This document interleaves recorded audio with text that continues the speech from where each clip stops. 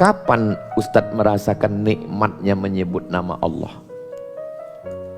Waktu hidup sedang sempit, susah, kawan jadi musuh, menikam dari belakang, menggunting dalam lipatan, menjegal kawan seiring. Kalau kita sudah tidak lagi punya teman untuk berbagi, minta tolong, berbisiklah ke bumi, malaikat-malaikat di langit akan mengaminkan doa-doa kita. Di saat itulah terasa indah sekali minta sama Allah. Ya Allah, kenapa kadang hidup kita itu susah? Kenapa kadang hidup kita itu merana? Kenapa kadang Allah buat kita patah hati dengan dunia ini? Supaya kita merasakan nikmatnya menyebut Allah saat bersujud. Dari semua kisah-kisah yang terbaca ini, kita semua menyadari bahwa akhir dari hidup ini adalah mati, dan mereka menghadapi kematian dengan gagah perkasa. Dan pada akhirnya kita semua akan mati. Orang kaya mati, orang miskin mati, apalagi BPJS. Pas sebelum turun dari mobil tadi, saya lagi baca, ada orang miskin BPJS dihina, disuruh pergi ke kamar jenazah. Ini kamar semua penuh, kalau mau kamar jenazah aja. Aduh, saya membaca itu tadi di jalan, hampir saya banting itu handphone. Untung saya ingat itu handphone saya. Sombongnya ya Allah. Dan di screenshot kata-kata dia terakhir sebelum meninggal. Apa kata dia? Lelah, mau istirahat. Dan dia memang betul-betul istirahat dari sedihnya dunia ini. Menyedihkan. Negeri yang kaya raya, gemah ripah, loh jenawi, tongkat dan batu jadi tanaman, untayan zamrud katulistiwa, hijau. Di dalam tanah ada nikel di Morowali, Sulawesi. Di dalam tanah ada batu bara di Kalimantan. Di Sumatera batu baranya naik ke atas. Bayangkan. Ada minyak di Riau, ada gas alam di Aceh. Ada saudara kita mati karena kesulitan berobat. Allah, mudah-mudahan penguasa-penguasa dibukakan Allah pintu hidayah supaya mereka ingat mati.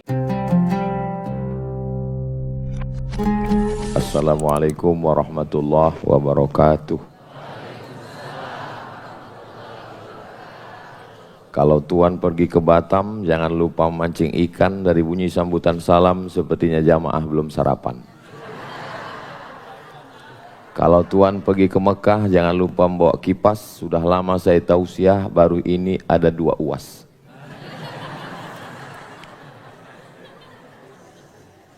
Untuk guru-guru kita yang sudah mengasas, mendidik, dan hari ini berdiri banyak jamaah di Baitu Syakirin. Untuk guru-guru kita yang sudah mendahului, orang-orang baik, Al-Fatihah.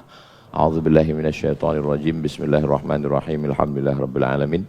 Arrahmanirrahim. Maliki yaumiddin. Iyyaka na'budu wa iyyaka nasta'in. Ihdinas siratal mustaqim. Shiratal ladzina an'amta 'alaihim ghairil maghdubi 'alaihim waladdallin. Amin. Allahumma shalli ala sayyidina Muhammad wa ala ali sayyidina Muhammad. Yang sama kita hormati Bapak Menteri di tengah kesibukan, kemudian Bapak Abdul Sattar beserta Ibu, beserta keluarga, guru-guru kita, ada Ustadz Dr. Rahmat Morado, sahabat saya, seangkatan di Maroko. Bedanya beliau, saya duluan sampai dan beliau duluan pulang.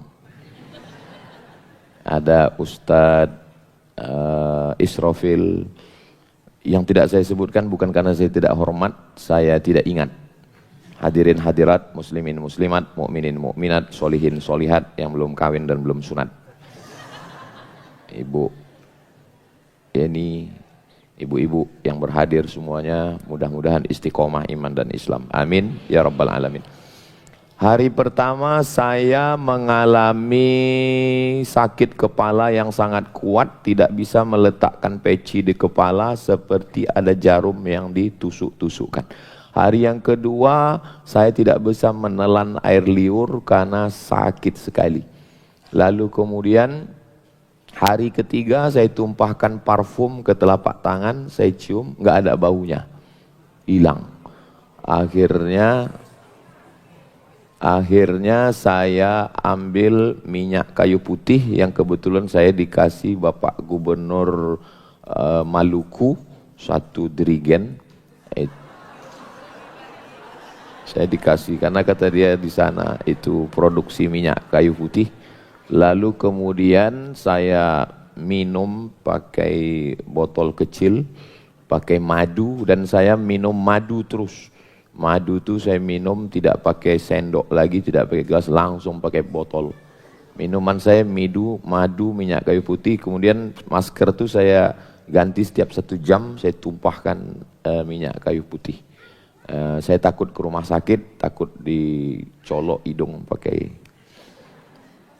apa namanya, swab. Disitulah saya menulis buku ini. Dan saya sudah menulis surat wasiat. Saya tulis surat wasiat, kalau saya mati nanti saya dikuburkan di tempat ini, saya nanti dilepas, tolong jangan banyak kata sambutan.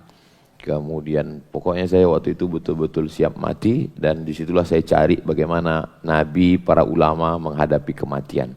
Akhirnya bahannya sudah siap dan ternyata saya nggak mati. Akhirnya buku ini jadi dicetak. Saya sebetulnya segan membedah buku ini karena saya khawatir setelah bedah buku ini nanti jamaah bawaannya mau mati aja. Justru saya mau setelah kita kaji buku ini, kita makin semangat untuk mencari bekal persiapan mati. Jangan setelah ini bawaannya mau mati. Jangan sampai nanti begitu rapat Bapak di perusahaan, gimana visi misi kita 2026-2027? Udahlah Pak, kita mau mati aja, kemarin kita udah bedah buku. Ini. Jadi Nabi Nuh alaihissalam ketika dia, halaman 2. Nabi Nuh alaihissalam ketika dia mau meninggal itu pesan dia, jangan syirik, jangan sombong. Enggak banyak-banyak. Jangan syirik, jangan sombong. Banyak orang rajin puasa sunat, hatam Quran, zikir enggak berhenti, tapi syirik. Jangan syirik. Melakukan kebaikan, meninggalkan kejahatan itu sama. Melakukan kebaikan, meninggalkan kejahatan. Kalau disuruh pilih, lebih berat melakukan kebaikan atau meninggalkan kejahatan? Jadi kalau ada orang dari pagi, siang, malam tidur aja, mungkin amal dia tidak melakukan kebaikan, tapi meninggalkan kejahatan. Ini dalil bagi yang suka tidur. Tidur aja. Ente kok tidur melulu? Dia bangun sejenak untuk menjawab, meninggalkan kejahatan lebih utama daripada melakukan kebaikan. Bismika Allahumma ahya wa amut. Jangan syirik. Syirik itu kepada Allah. La tusyrik billah. Saya yakin dan percaya ibu bapak tidak pernah mempersekutukan Allah dengan apapun. Tapi ketika ibu berkata, Papa, hidup dan matiku hanya untukmu, rusak tauhid. Rusak tauhid. Tauhid kita hanya kepada Allah. Inna salati wa nusuki wa mahyaya wa mamati lillah. Itu si anu kaya ya sekarang. Ya dia punya ternak ayam. Enggak, terus ternak tuyul. Kita hanya meminta kepada Allah. Idza sta'anta fasta'in billah. Kalau minta tolong hanya minta kepada Allah. Iyyaka na'budu wa iyyaka nasta'in. Jangan sampai iyyaka na'budu wa duku nasta'in. Di Indonesia ini saya sudah keliling. Saya sudah banyak ketemu pejabat orang kaya. Mereka lebih percaya omongan dukun daripada ustadz. Betul? Tuh banyak yang ngaku.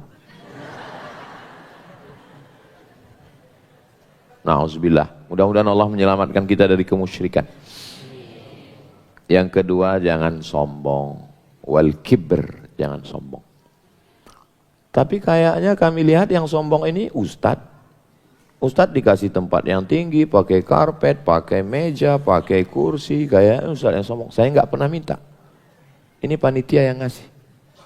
Kenapa saya dikasih tempat yang tinggi? Supaya saya bisa kamera ini jelas. Hanya ini saja tujuannya. Saya yang dikasih karpet, dikasih kursi, dikasih meja, dikasih minum, dimuliakan, disambut, boleh jadi yang di luar sana nggak dapat tempat duduk, boleh jadi mereka lebih dulu masuk surga daripada Abdul Somad. Kenapa diaminkan?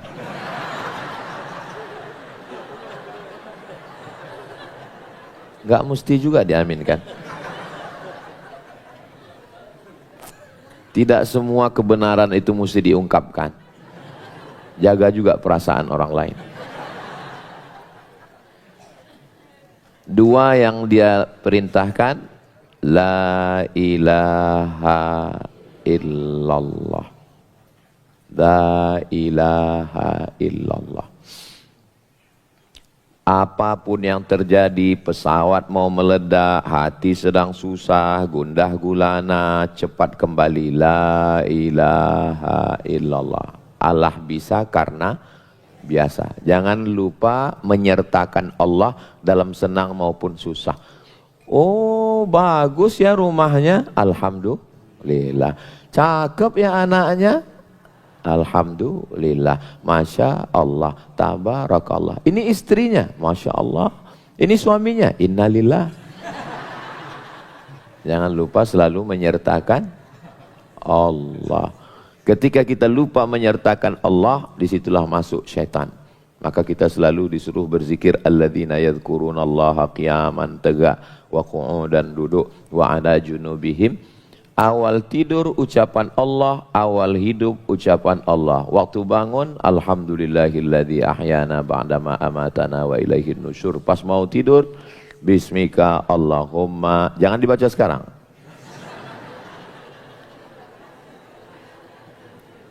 La ilaha illallah. Yang kedua, memperbanyak subhanallah wa bihamdih. Yang suci hanya Allah. Kalau banyak haters yang ngejek Ustadz gimana? Ya enggak apa-apa. Karena yang suci hanya Allah. Emang Ustadz banyak haters? Itu Instagram Ustadz Somad Official itu, yang followernya 10 juta itu. Maksudnya yang belum follow segera follow. Itu setengahnya haters. Ustadz tahu dari mana? Dia komennya ngejek-ngejek terus. Kalau kita merasa diri kita suci, kita diejek orang, kita marah. Tapi kalau kita merasa yang suci hanya Allah, kita diejek orang, saya marah juga. Kenapa kita marah sama orang yang gak hormat sama kita? Karena kita merasa diri kita ada apa-apanya. Coba kalau kita merasa bukan apa-apa dan bukan siapa-siapa, pasti gak ada apa-apa kan? Itu ada apa-apa itu kan karena apa-apa. Coba kalau kita nggak merasa nggak ada apa-apa, ya nggak apa-apa. Karena apa-apa itulah maka terjadi apa-apa. Jangan nanti pas posting apa acaranya tadi, apa-apa. Kita pergi kondangan, selamatan, akikah, walimah, nikah. Terus orang nggak nyalamin kita, kita marah. Kenapa? Karena kita merasa diri kita mesti dihormati. Coba kalau kita merasa kita bukan siapa-siapa, ya nggak jadi beban. Ustadz sedang nyindir kami nih, enggak. Saya sedang ngomongin diri saya sendiri. Kemarin malam sebelum kesini, saya nemanin istri belanja ke supermarket. Saya pakai masker, pakai topi. Sampai di situ security-nya bilang, Pak, buka topinya. Saya marah. Kenapa saya marah? Karena saya merasa saya Ustadz Abdul Somad. Coba kalau saya merasa bukan siapa-siapa, buka, ya buka aja. Kan nggak masalah. Saya banting topi, saya marah saya. Kenapa? Karena saya merasa diri saya apa-apa. Habis itu pas lagi dorong barang-barang, datang satu perempuan. Pak, tolong jangan ngantri di sini, situ kosong, pindah ke sana. Saya marah. Saya nggak mau pindah. Datang lagi dia ngomong, tolong pindah. Bangkit emosi saya. Kau pikir membawa barang sebesar ini bisa pakai kelingking, saya bilang. Kan? Akhirnya gagal penyamaran kan? Karena kita merasa apa-apa. Makanya kita setiap menyebut nama Allah Subhanahu wa ta'ala. Yang suci itu hanya Allah. Makanya waktu kita sujud, Subhana rabbiyal a'la wa bihamdi, Subhana rabbiyal a'la wa bihamdi, Subhana rabbiyal a'la wa bihamdi. Yang suci, yang mulia, yang enggak ada silap, yang enggak ada salah, yang enggak ada dosa, hanya Engkau. Cuman kadang sholat kita enggak ada perenungan. Bahkan kita pun enggak ingat bahwa kita sudah menyebut Subhanallah. Kayak dapat tempe mendoan panas. Itu pesan Nabi Nuh sebelum meninggal dunia. Kita lanjutkan pesan Nabi Musa halaman 8. Ustadz kok lompat-lompat Ustadz? Kalau semuanya kita baca, maghrib baru selesai. Kata Nabi Musa, nanti ketika dia mau meninggal, dia panggil istrinya. Kata istrinya, dia panggil anak-anaknya, dia pesan ke anaknya, kamu nanam pohon kapas. Kapas. Kapasnya untuk apa? Karena kapas kalau musim panas, dia tetap gak perlu disiram, dia tetap berbuah. Kapas biasanya bisa mengelola dirinya dengan baik, daunnya gugur sendiri untuk mengurangi penyerapan air. Sudah nanam pohon kapas? Tanam nanti kapas. Ini pesan Nabi Musa. Tanam pohon kapas, kapas nggak perlu dirawat, nggak perlu dipupuk, nggak perlu disiram. Nanti musim panas daunnya gugur, buahnya tetap ada. Jangan nanam pohon anggur, karena anggur hanya ada musim panas, nggak ada musim dingin. Jangan nanam pohon jeruk, karena jeruk hanya ada musim dingin, nggak ada musim panas. Yang ada di setiap musim apa Pak Ustadz? MBG. Saya yang ingatkan beliau, saya udah lupa. Jadi kalau kita kapas itu ditanam, nanti kapas dipintal menjadi benang, benang ditenun menjadi kain. Tujuannya untuk apa? Supaya anak perempuan jangan maaf menjual harga dirinya. Maka tanamlah kapas. Nanti kamu bisa jualan kain. Lebih baik tanganmu kasar, kotor, tapi uangnya bersih. Daripada tanganmu bersih, uangnya. Oh enggak Pak Ustadz, dia enggak pakai uang kotor kok Pak Ustadz. Terus pakai emas. Ini udah agak-agak tepi jurang ini.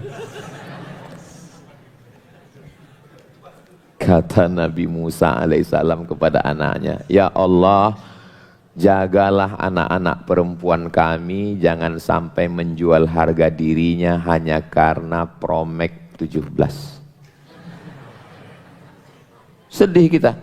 Dia punya pergaulan, punya teman, persahabatan, teman punya handphone, dia nggak punya. Akhirnya maaf, pejabat diperiksa, yang tertangkap anak perempuan umur 19 tahun. Yang dikomen apa? Video lama. Bukan masalah video lamanya guys.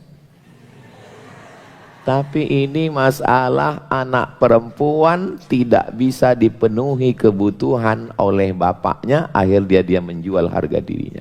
Nauzubillah, nauzubillah, nauzubillah, nauzubillah. Ya Allah, jaga anak-anak perempuan kami. Alah Ustadz ngomong gitu kayak punya anak perempuan aja. Anak saya 3, laki-laki semua. Saya bilang sama istri saya, kau jangan berkecil hati. Insya Allah menantu kita perempuan 3-3.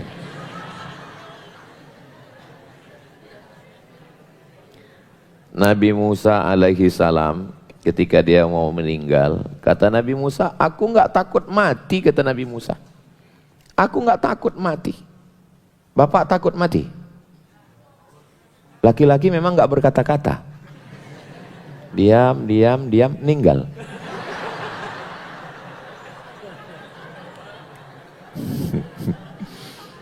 Nabi Musa bilang, ana ajla Ana tidak takut, sama kata dia, lastu ajza'u lil maut. Aku nggak takut mati, kata Nabi Musa. Terus Ustadz kok cuma nanya bapak, ibu kok nggak nanya? Ibu kalau ditanya jawabannya nggak selesai sampai kita mati. Lalu yang aku takutkan apa? Ajza'u ayyai basalisani an dzikrillah. Aku takut lisanku kering dan tidak bisa lagi menyebut Allah. Kapan Ustadz merasakan nikmatnya menyebut nama Allah?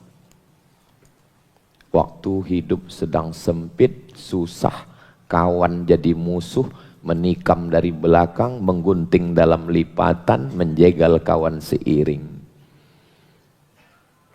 Kalau kita sudah tidak lagi punya teman untuk berbagi, minta tolong, berbisiklah ke bumi, malaikat-malaikat di langit akan mengaminkan doa-doa kita. Di saat itulah terasa indah sekali minta sama Allah. Ya Allah, kenapa kadang hidup kita itu susah?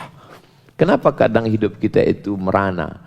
Kenapa kadang Allah buat kita patah hati dengan dunia ini? Supaya kita merasakan nikmatnya menyebut Allah saat bersujud. Ibu pernah merasakan itu? Dari bunyinya sepertinya sangat dalam. Saya pernah merasakan kehidupan yang sangat menyakitkan. Tapi saya nggak mau cerita ke jamaah. Nanti kalau saya cerita, jamaahnya nangis, saya nangis, terus siapa yang ceramah? Makanya saya jarang sekali ceramah nangis. Banyak itu Ustaz, bahkan Ustaz nanya, Ustaz kok nggak pernah nangis ceramah? Ya kalau aku nangis siapa yang ceramah, aku bilang. Bahkan ada itu travel umroh, memang disetting, Ustaz nanti jam sekian nangis. Saya nggak bisa. Makanya saya di TV itu cuma satu TV aja, TV One. Kenapa? Karena cuma TV One yang nggak nyuruh saya nangis. TV lain nyuruh nangis, Ustaz menit sekian ketawa. Menit sekian nangis, saya bilang nggak bisa. Makanya beberapa TV itu saya sekali, habis itu enggak. Wal awal wal akhir. Yang pertama dan terakhir. Aku nggak takut mati, kata Nabi Musa. Yang kutakutkan adalah ketika lidahku kering dan aku tidak bisa lagi menyebut nama Allah. Subhanallah walhamdulillah wa la ilaha illallah wallahu akbar wala haula wala quwwata illa billahil aliyyil azim. Saya terus terang Pak Ustadz, kalau nyebut nama Allah tuh nggak bisa nyanyi-nyanyi kayak Pak Ustadz. Nggak ada yang nyuruh kita nyanyi-nyanyi. Kalau nggak bisa pakai suara gitu, ya udah biasa aja. Subhanallah walhamdulillah wala ilaha illallah wallahu akbar. Saya malah lebih khusyuknya kalau dalam hati Pak Ustadz. Ya udah nggak usah pakai suara. Semua pakai dalil, mana yang paling nyaman itu kita laksanakan. Dan kita berzikir keyakinan kita. Udah tahu kawan kita di sebelah nggak suka kuat-kuat, kita malah kuat. Subhanallah. Nyari kelahi itu, nyari berantem. Tapi yang paling panjang deretan peristiwa sebelum meninggalnya itu di halaman 11 Sayyidina Muhammad sallallahu alaihi wasallam. Sehari sebelum meninggal, 2 hari sebelumnya, 3 hari sebelumnya. Hari Rabu, Nabi meninggal hari Senin. Nabi lahir hari Senin. Nabi hijrah hari Senin. Sampai di Kuba'nya hari Jumat. Sampai di Kuba'nya hari malam hari Senin sampai di Kuba. Lahir Senin, hijrah malam Senin, sampai di Kuba Senin, meninggalnya Senin. Kita puasa hari, ya tergantung Kementerian Agama. Enggak, puasa Ramadan. Hari Rabu, Kamis, Jumat, Sabtu, Ahad, Senin. 5 hari menjelang meninggal, Nabi naik dulu ke atas mimbar. Man kuntu jalattu lahu zahran fahadha zahri falyastaqid minhu. Siapa yang pundaknya pernah aku sakiti, ini pundak aku, silakan balas. Waktu ada orang cambuk kuda, ujung cambuk itu kan kena ke pundak.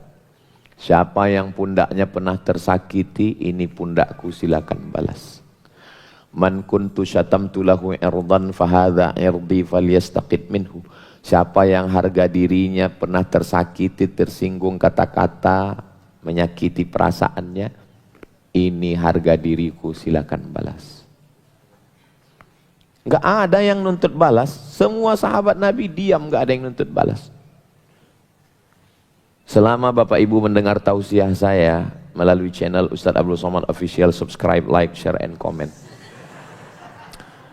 Ada kata-kata yang menyinggung perasaan Bapak Ibu, maukah Bapak Ibu memaafkan saya?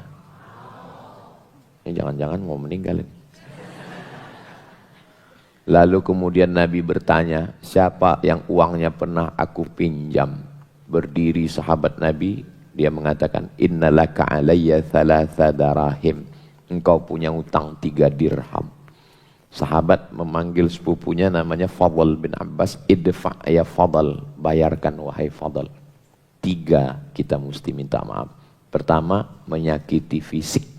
Kedua, menyakiti hati. Ketiga, uang. Fisik bisa dimaafkan, hati bisa dimaafkan, tapi uang. Tapi kalau saya lihat dari bapak-bapak, ibu-ibu ini kelihatannya adalah orang-orang yang tidak punya masalah dan tidak punya hutang. Mudah-mudahan yang ada hutang segera lunas hutangnya. Banyak juga ternyata. Lalu kemudian Nabi pingsan. Diambil air dalam khirbah, geriba, kulit kambing yang dijahit, disiramkan ke wajahnya. Nabi terjaga, terbangun. Saat Nabi terbangun, apa yang dia minta? Dia ingin sholat berjamaah. Kalau kita menghadap ke arah kiblat, sebelah kiri kamar Nabi. Mudah-mudahan nanti kita bisa ke Taman Raudhah dalam program Umroh Akbar sama Ustadz Abdul Somad. Segera daftar ke nomor berikut ini.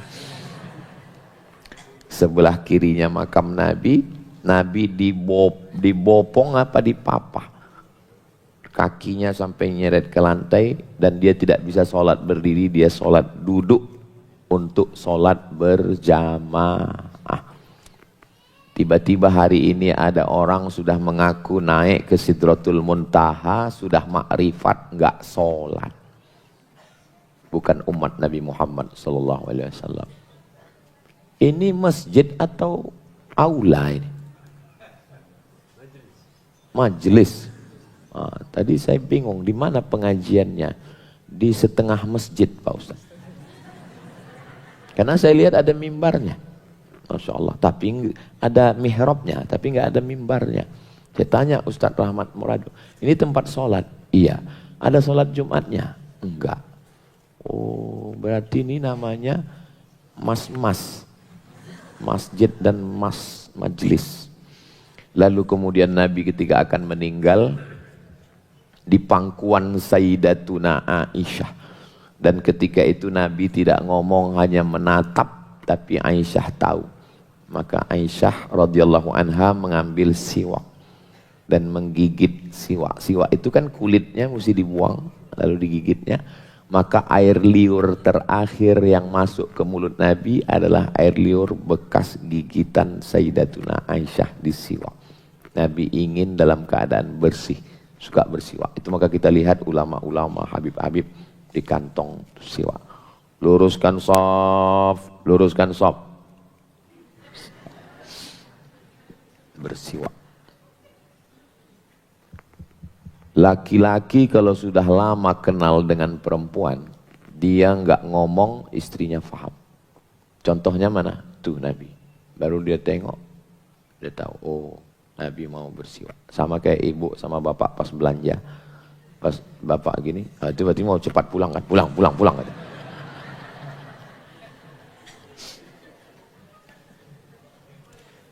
Apa ucapan yang terakhir keluar dari mulut Nabi Muhammad sallallahu alaihi wasallam? Kata Nabi sallallahu alaihi wasallam, Allahumma rafiqil a'la. 3 kali dia ulang. Allahumma rafiqil a'la.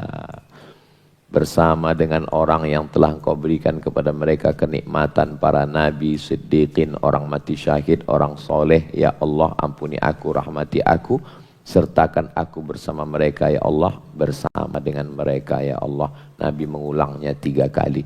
Allahumma ar-rafiqil a'la. Mudah-mudahan kita juga mati dalam keadaan husnul khatimah.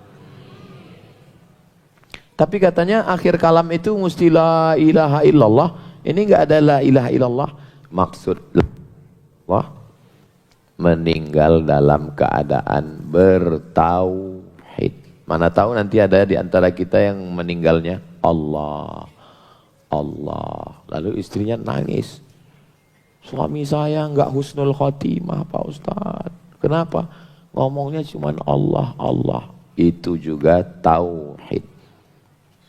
Memahami tauhid itu begitu.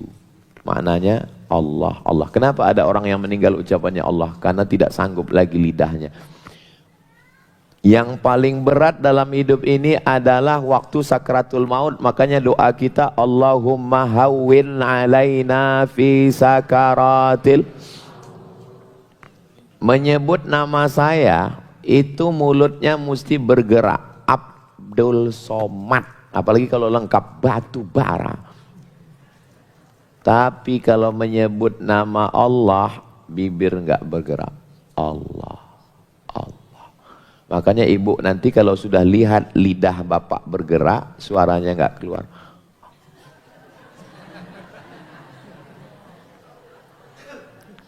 Hari ini mungkin ibu akan tersenyum. Tapi nanti ucapan saya ini bisa saja terjadi. Dan ibu lah yang mendampingi bapak. Jangan takut. Jangan pernah takut cerita mati. Saya bilang ke istri saya, kau jangan pernah takut aku mati. Kau bisikkan ke telingaku, la ilaha illallah. Ini banyak perempuan, setiap suaminya cerita mati, jangan cerita mati Pak, jangan cerita mati. Pas mati dia kaget. Ketika suaminya mau sakaratul maut, dia histeris. Jangan mati.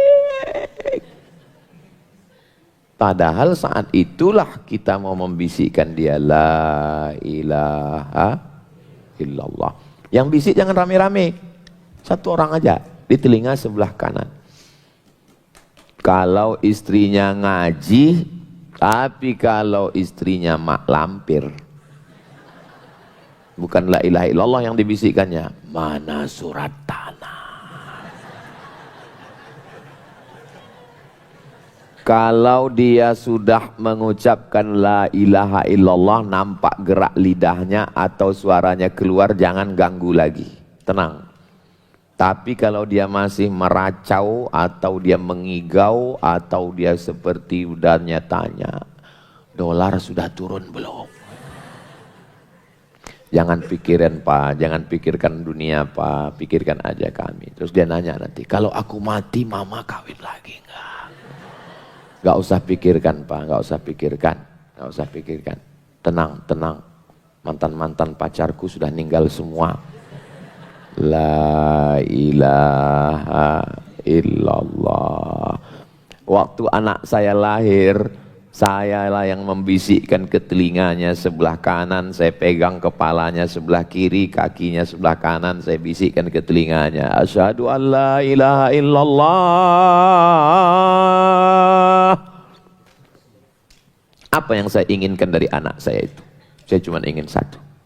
Saya ingin saat saya mati, dialah yang membisikkan ke telinga kita. Jangan sampai pas kita mati di ruang yang sunyi di tengah kota besar hiruk pikuk metropolitan, nama ruangannya ICU. Ah, Ustadz nggak pandai bahasa Inggris, itu bukan ICU, itu ICU Ustadz loh. Orang jelas-jelas hurufnya ICU kok. Kenapa ditulis ICU di situ? Karena sesuai dengan keadaan kita di situ. I see you, you don't see me. Aku ison delok sampean, sampean ora ison delok aku. Ada orang Jawa di sini. Pripun kabare panjenenganipun? Sugih waras. Muga-muga sing melu acara iki padha kabeh mlebu nang surga. Oh, banyak orang Jawa. Ah, nggih katanya.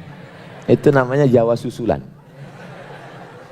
Berikutnya 35, Abu Bakar Siddiq. Nanti kalau aku meninggal, bawa jenazahku ke depan makam Nabi, ucapkan salam. Assalamualaikum ya Rasulullah. Kalau pintunya terbuka, masukkan jenazahku. Tapi kalau pintunya tertutup, bawa jenazahku ke pemakaman Baqi di samping Masjid Nabawi. Begitu 2,5 tahun setelah Nabi meninggal Abu Bakar Siddiq. Dibawa jenazahnya ke depan pintu makam Nabi. Assalamualaikum ya Rasulullah. Jatuh gemboknya, pintunya terbuka, dimakamkanlah Abu Bakar di samping makam Nabi Muhammad sallallahu alaihi wasallam. Bersama di Jabal Thur waktu hijrah, bersama berjuang, bersama juga di samping kubur. Inilah persahabatan yang luar biasa. Mudah-mudahan kita bersama di Baitus Syakirin, bersama juga nanti di surga Jannatul Firdaus. Ustadz, ya, nanti saya di surga dekat dengan tetangga saya itu. Iyalah, di komplek aja saya udah nggak tahan Pak Ustadz. Masa di akhirat ketemu dia lagi? Ada orang model begitu. Tapi kalau saya lihat jamaah ini bisa duduk bersama. Saya sebenarnya kemarin mau datang pengajian Ustadz Somad, tapi itulah saya nggak datang. Kenapa? Ya itu ada tetangga saya. Sudah jadi Tom and Jerry. Ada orang bermusuhan dengan teman, tapi ada orang yang sangat akrab dengan teman. Sampai anak istri pun tinggal. Kalau lagi kongko-kongko, mancing bareng, oh Masya Allah. Tolong yang tukang pancing jangan tersinggung. Kalau lagi touring bareng, Masya Allah, touringnya hari Ahad, pakai helmnya hari Kamis. Dengan teman bukan main. Kalau dengan istri, tumpah minuman. Kalau dengan teman, tenang bro, kita pesan satu lagi. Tapi kalau dengan pasangannya, kemana mata kau? Ingat, jangan terlalu akrab dengan teman. Kenapa? Kita mati, teman makan ayam.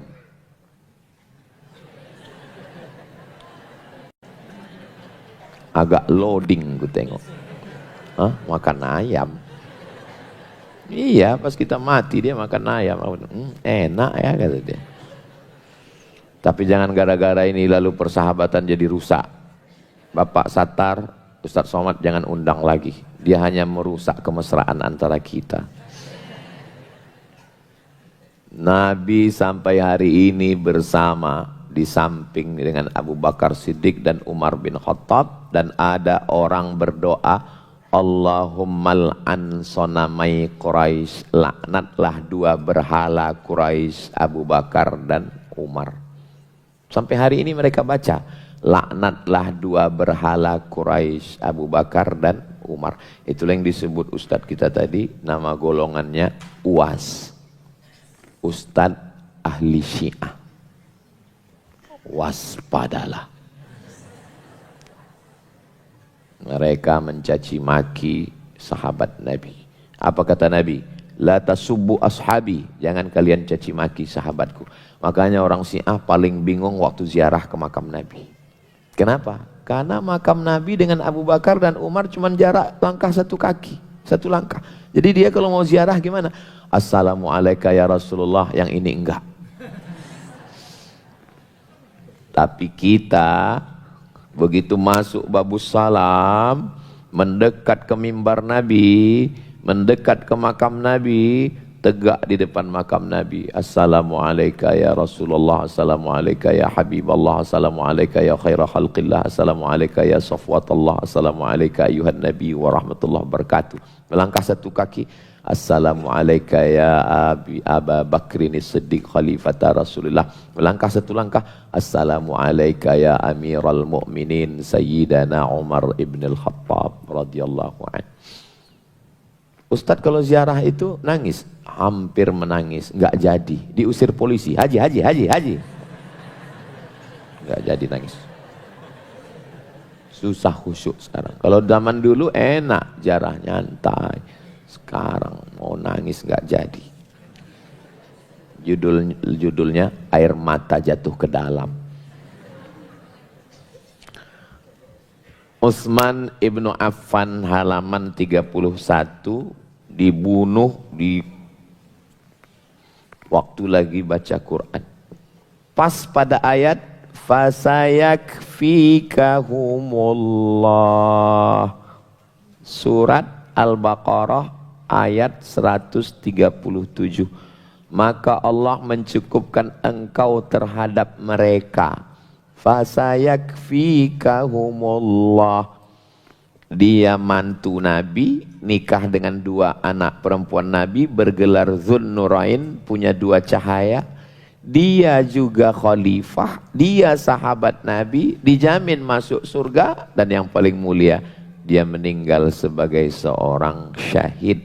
Dan ayat itulah sebagai saksi kemuliaan dia, dan meninggal 11 tahun, 11 bulan, 22 hari menjadi khalifah Amirul Mukminin Sayyiduna Utsman ibnu Affan. Sampai hari ini wakafnya tetap mengalir karena dia wakaf Utsman Bi'ru Raumah, sumur yang dia beli dia wakafkan, perfect, sempurna Utsman bin Affan. Mudah-mudahan anak-anak kita kaya raya seperti Utsman bin Affan.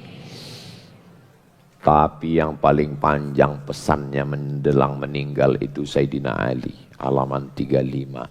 Sayyidina Ali itu panjang sekali pesannya, tapi pesan dia yang terakhir kata dia, lam yantiq illa bila ilaha illallah hatta qubida radhiyallahu an. La ilaha illallah, la ilaha illallah, la ilaha illallah, sampai hembusan nafas yang terakhir. Orang meninggal itu selalu disebut hembusan nafas yang karena nafas itu 2, satu ditarik, satu dihembus. Satu ditarik, satu dihembus. Makanya disebut hembusan yang terakhir, karena kita meninggal itu saat menghembus, bukan menarik. Gak ada orang mati saat narik. Orang mati itu sangat berembus, meninggal. Karena waktu kita menghembus itulah ruh kita keluar. Ruh itu masuk ke badan kita dihembus, nafakhtu fihi mir ruhi, dan keluarnya juga dihembus. Saat ruh kita keluar berhembus dengan nafas terakhir, disitulah mata kita melihat ruh. Makanya orang meninggal itu matanya, apa yang dia lihat? Ruh. Jangan istri kegeeran, papa sepertinya ngelihat saya. Anak pulang, tiap hari kau ditengoknya, dia sedang melihat ruhnya keluar. Kenapa jenazah tidak bisa memejam mata lagi? Karena ruh sudah keluar, anggota tubuh tidak bisa lagi berekspresi, berbuat apa, mengedipkan mata. Yang paling ringan dalam hidup ini melangkahkan kaki, ada yang lebih ringan, mengayunkan tangan. Yang lebih ringan daripada mengayunkan tangan, mengedipkan mata. Berapa kali sudah dari subuh tadi sampai jam 10.30 ini sudah berapa kali sudah kita mengedipkan mata? Ringan sekali mengedipkan mata. Tapi saat mau mati, sudah mati, ruh keluar dari jasad, kita tidak bisa mengedipkan mata. Andai kita sudah mati mengedipkan mata, bubar semua orang takziah. Siapa yang memejamkan mata? Ibu lah yang akan memejamkan mata bapak. Inna lillah wa inna ilaihi raji'un. Ibu mesti geladi, ibu.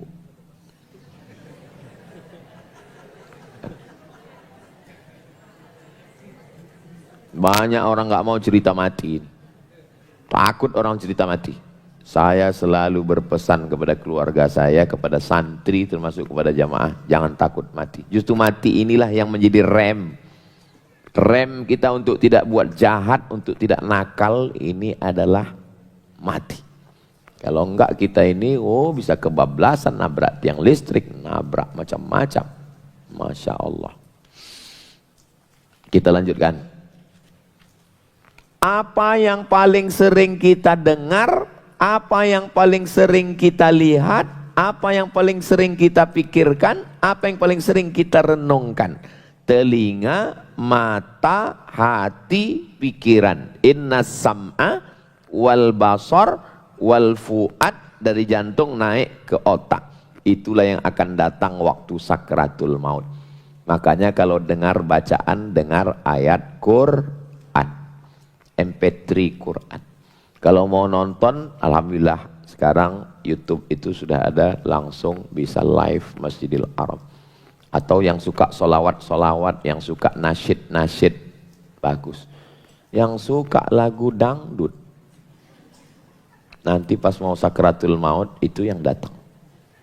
Iya, kalau ada istri, ada anak yang membisikkan. Kalau kita lagi sendirian di ruang ICU, pas mau mati, datang dia bisik.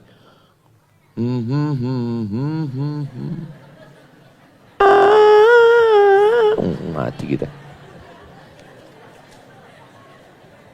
Nauzubillah. Saya tidak minta doa banyak dari Bapak Ibu. Saya cuma minta satu doa saja. Boleh request? Matikan Ustadz Somad husnul khotimah.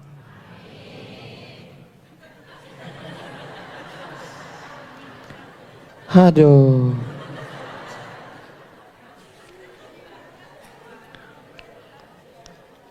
Kita lanjutkan dengan Sayyidatuna Fatimah Az-Zahra. Nabi punya anak Zainab, Ruqayyah, Ummu Kulsum, Fatimah. 3 meninggal waktu Nabi masih hidup. Nabi sebelum meninggal berbisik ke telinga Sayyidatuna Fatimah. Fatimah menangis. Bisik sekali lagi, Fatimah tersenyum. Setelah Nabi meninggal, Aisyah bertanya, Fatimah, ya, kenapa kau menangis? Karena ayah akan meninggal. Kenapa kau tersenyum? Karena akulah orang pertama yang akan menyusul dia. 6 bulan setelah itu Sayyidatuna Fatimah meninggal. Sayyidatu nisa'i ahlil jannah.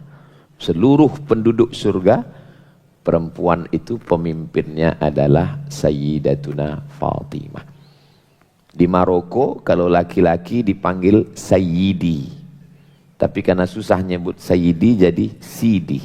Tanya Ustadz Rahmat Murado. Ya Sidi, ya Sidi. Kalau perempuan Sayyidati. Karena susah menyebut Sayyidati jadi Siti. Sampai ke Indonesia hilang tasdidnya Siti. Siti, Siti Fatimah, Siti, Siti. Ada yang bisa terbang, Siti Ling.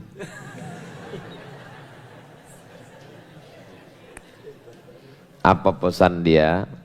Pesan dia, kalau aku meninggal nanti, tolong jangan ada yang melihat auratku.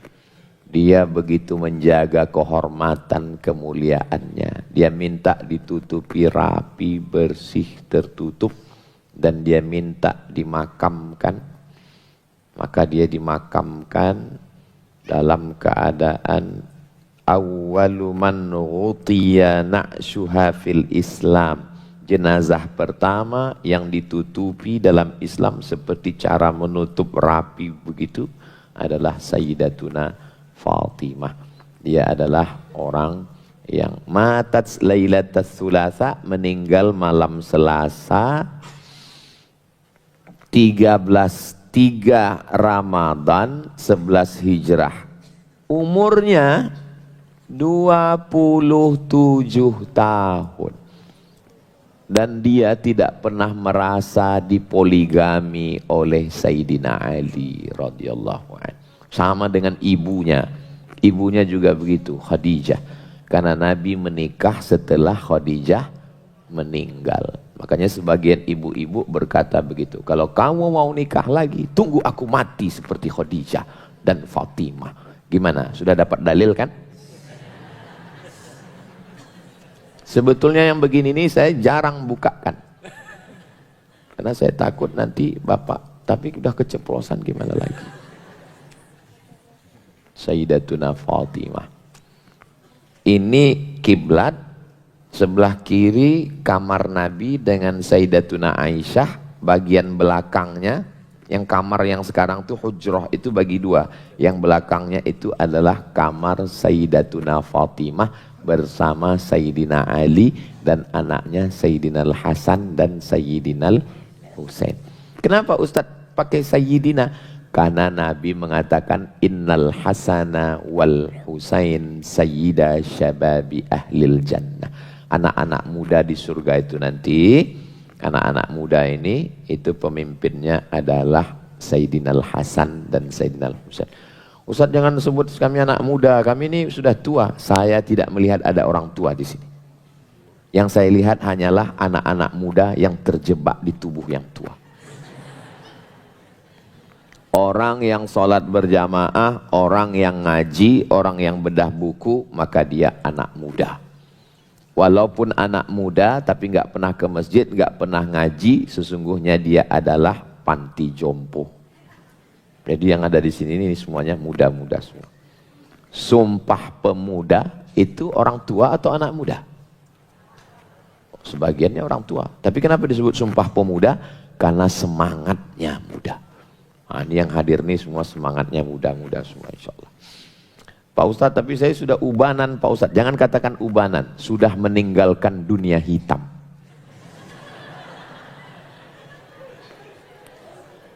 Bahasa itu penting. Coba kalau ibu ngomong, papa sudah ubanan, dia langsung dia down. Tapi kalau ibu bilang, papa sudah meninggalkan dunia hitam, takbir. Halaman 48, Sayyidatuna Aisyah radhiyallahu anha. Belum pernah kota Madinah itu ramai seramai saat wafatnya Sayyidatuna Aisyah. Ketika Nabi Muhammad SAW meninggal, Sayyidatuna Aisyah tidak lagi menikah dengan siapapun dan dia melaksanakan puasa dahar. Puasa dahar. Puasa paling dikit 13, 14, 15, 3 hari. Saya sanggup lebih banyak Senin, Kemis, Senin, Kemis, Senin, Kemis, Senin, Kemis 8 hari. Saya mau puasa lebih banyak, puasa Nabi Daud, puasa sehari, makan sehari. Puasa sehari, makan sehari. Ustadz, ya, suami saya itu sholat Nabi Daud. Sholat sehari, enggak sholat sehari. Enggak ada itu. Sholatnya Nabi Daud itu sholat malam. Ini pasti waktu ngaji tidur. Makanya kalau ngaji itu pilihannya dua. Kalau ngaji betul-betul ngaji, kalau tidur betul-betul tidur. Dan saya belum pernah marah sama orang yang tidur waktu pengajian. Kenapa? Karena kalau orang tidur waktu pengajian berarti itu tanda ngajinya sudah masuk ke lubuk hati yang paling dalam. Saya ketemu jamaah orang kaya, bisnismen, pengusaha, ngadu sudah 3 hari nggak bisa tidur. Makan pil obat tidur karena penyakit insomnia. Tapi begitu dia ikut pengajian saya, langsung tertidur. Sejak itulah saya nggak pernah marah sama orang tidur. Ternyata tidur itu mahal. Maka yang bisa tidur, alhamdulillah. Dan saya termasuk orang yang mudah tidur. Kemarin waktu dari Pekanbaru, begitu duduk di pesawat langsung tidur. Bangunnya dibangunkan, Ustadz udah landing, bangun. Makanya saya dari airport langsung pengajian, orang banyak nanya, Ustadz istirahatnya kapan? Saya bilang nanti istirahatnya di surga bersama kamu.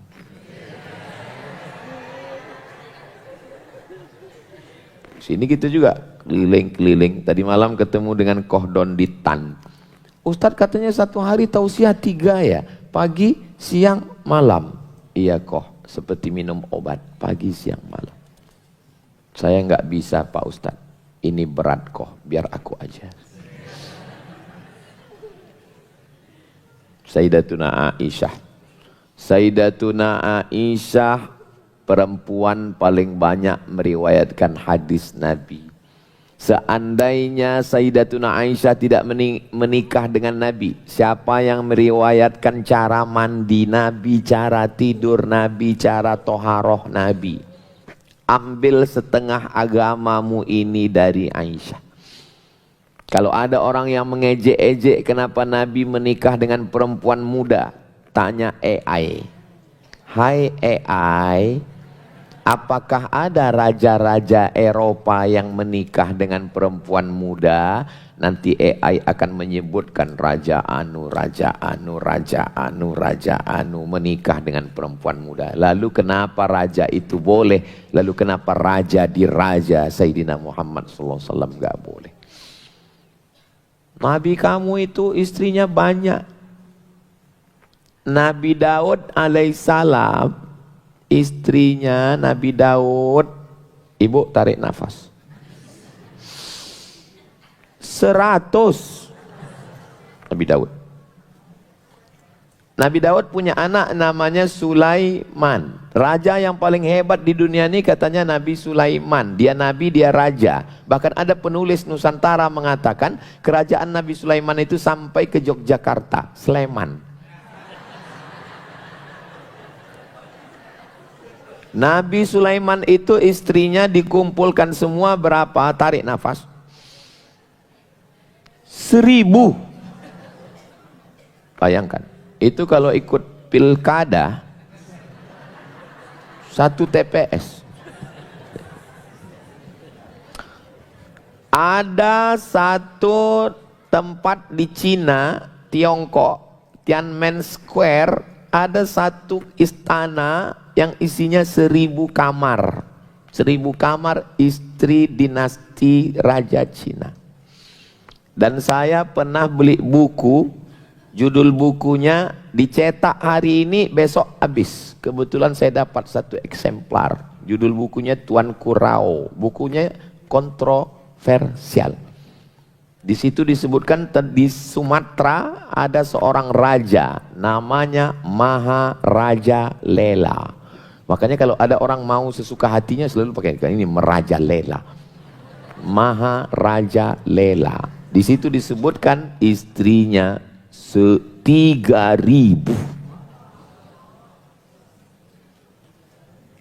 Gimana perasaan ibu?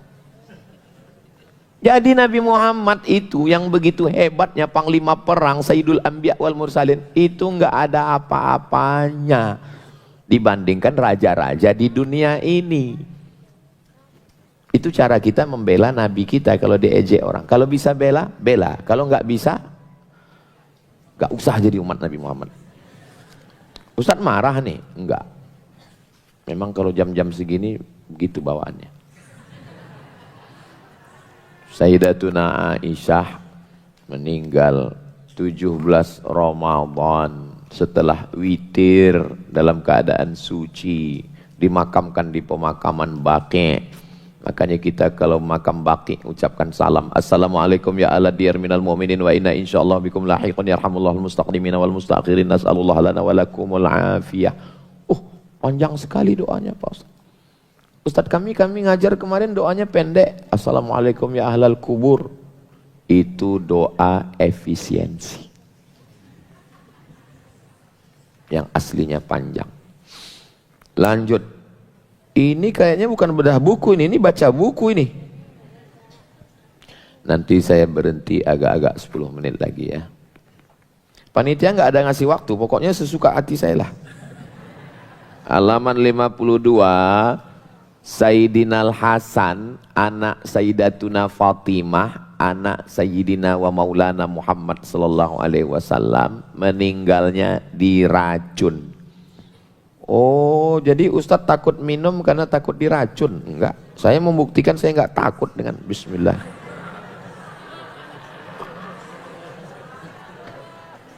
Siapa bilang saya takut diracun?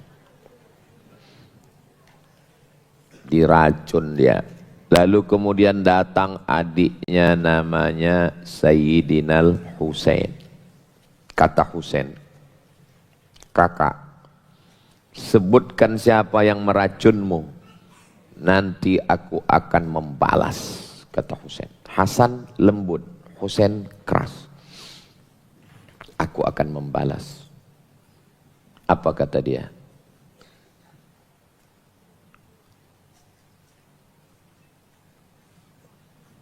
Innama hadhid dunya layalun faniyah.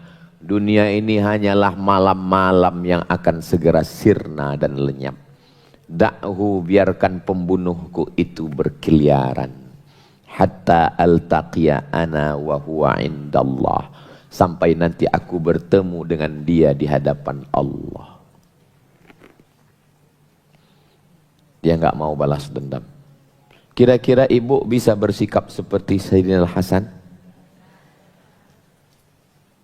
Perempuan itu memang nggak berkata-kata.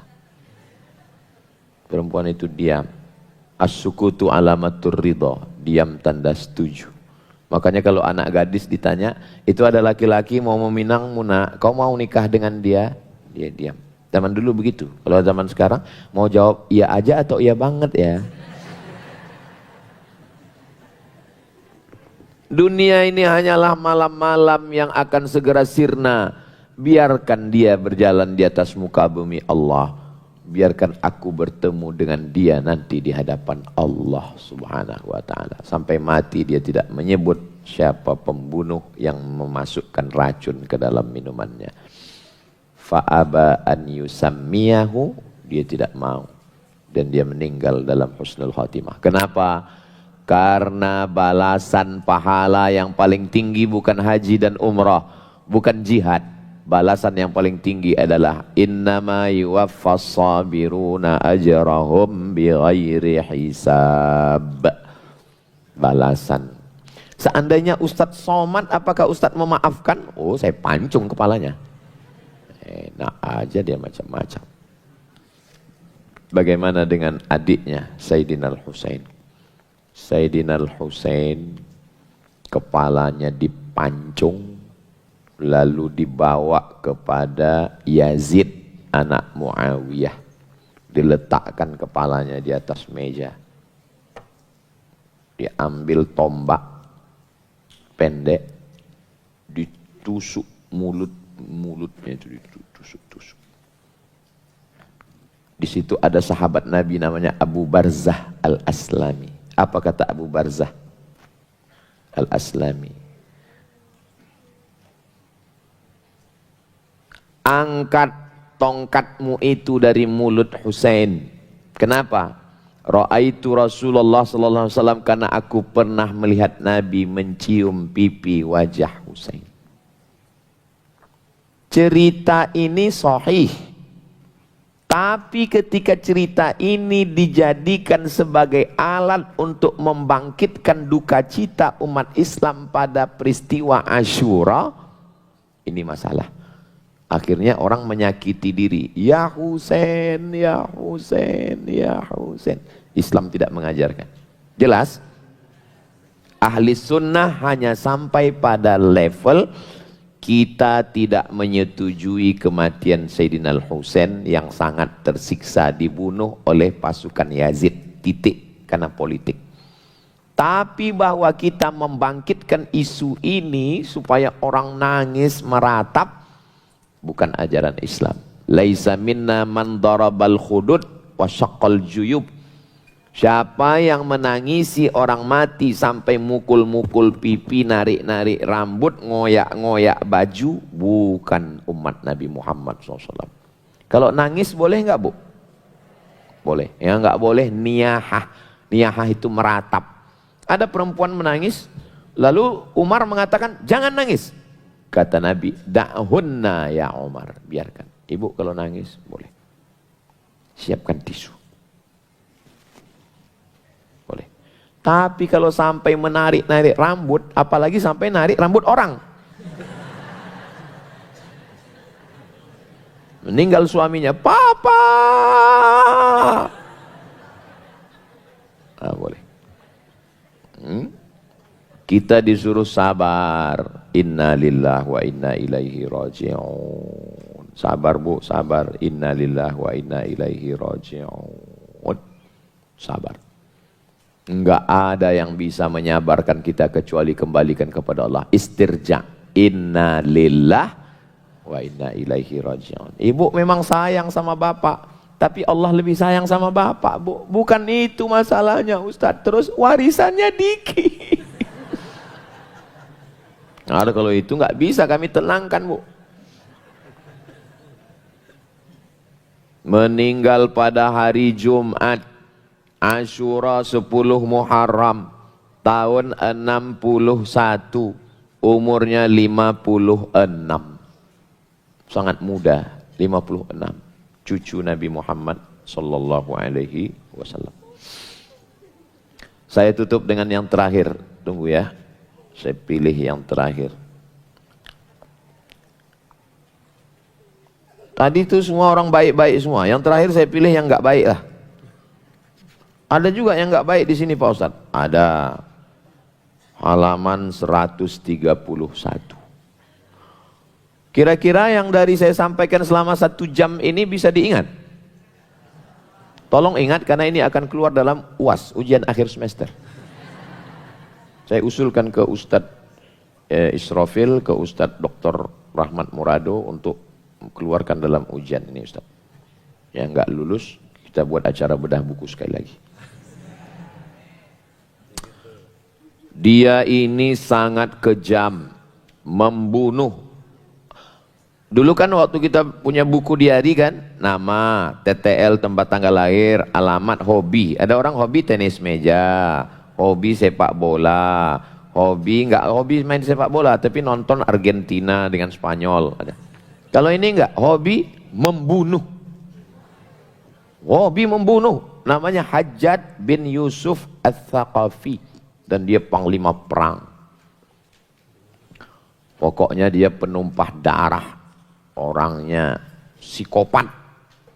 Sampai akhirnya dia kena penyakit.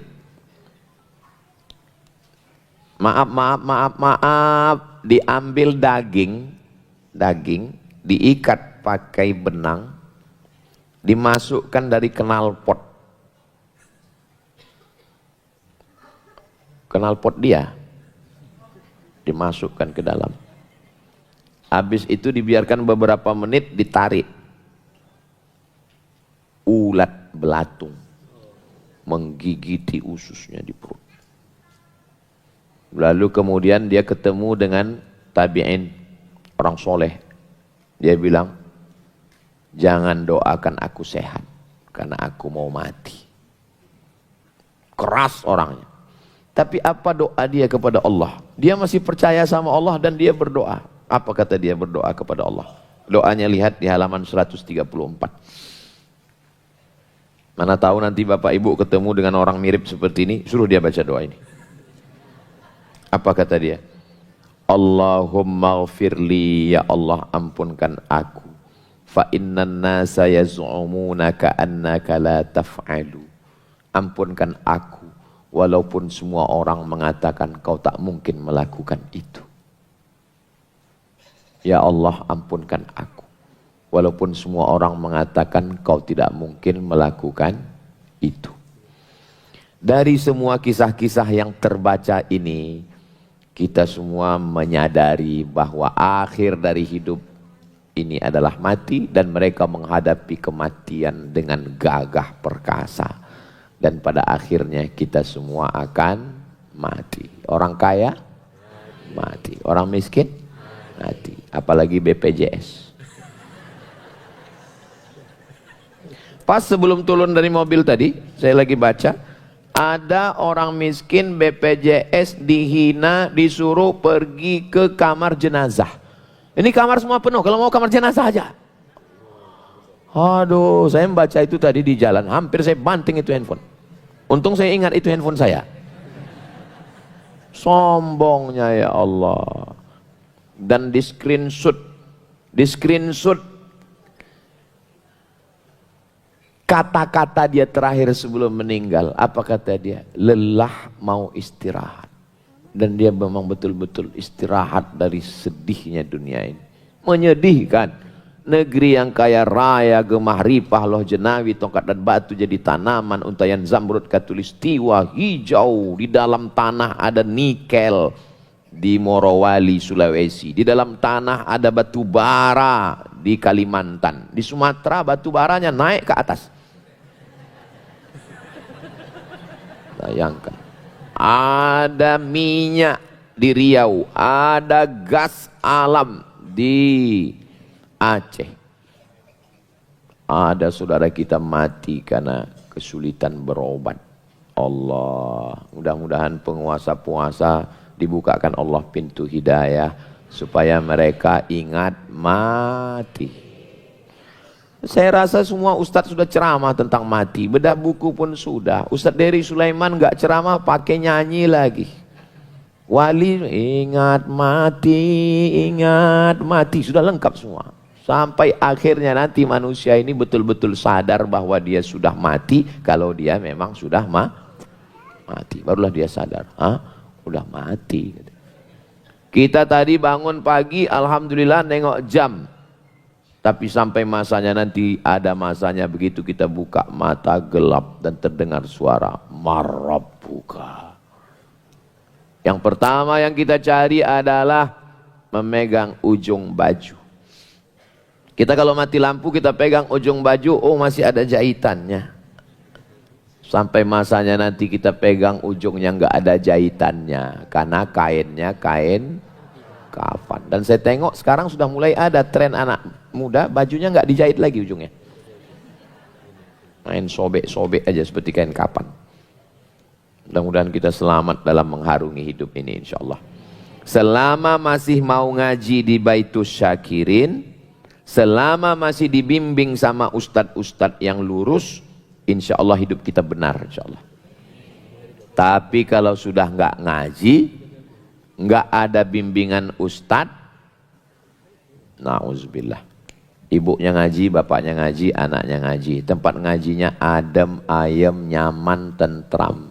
Mandang ke kiri ada akuarium, mandang ke kanan ada pohon-pohon. Di dalamnya sejuk, tenang. Padahal kipasnya mati, tapi AC-nya hidup. Nyaman ngaji di sini. Kalau sudah ada tempat begini nggak juga mau ngaji, berarti khatamallahu ala qulubihim wa ala sam'ihim wa ala absarihim ghishawa. Azab bukan miskin, azab bukan penyakit. Azab adalah nggak mau ngaji, itu azab. Miskin bukan azab, susah bukan azab, sakit bukan azab. Azab itu adalah hati terkunci. Khatamallahu ala qulubihim. Dari hati kemana? Wa ala sam'ihim. Dari telinga kemana? Wa ala absarihim. Kalau masih mau ngaji, berarti belum kena azab. Kita doakan saudara kita yang belum ngaji, mudah-mudahan mau ngaji. Alhamdulillah Ustaz Somad, kemarin teman-teman saya nggak mau ngaji itu kok sombong. Sekarang alhamdulillah Pak Ustaz. Gimana sekarang? Udah mati Pak Ustaz. Baguslah daripada dia buat semak aja. Nggak boleh begitu. Kita ini bukan diutus lam ub'ats la'anan. Kita diutus ini bukan untuk menjadi tukang laknat. Kita mendoakan saudara kita, diajak. Jangan pernah bosan untuk WA, share, buat flyer, buat video pendek, untuk ngaji.